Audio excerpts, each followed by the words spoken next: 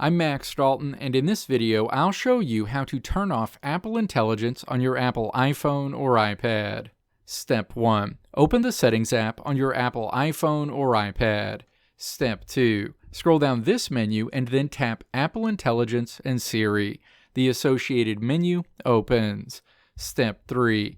Tap to toggle off Apple Intelligence. A window pops up letting you know that all Apple Intelligence features will be disabled, and also that Siri will stop using the additional capabilities provided by Apple Intelligence. Step 4.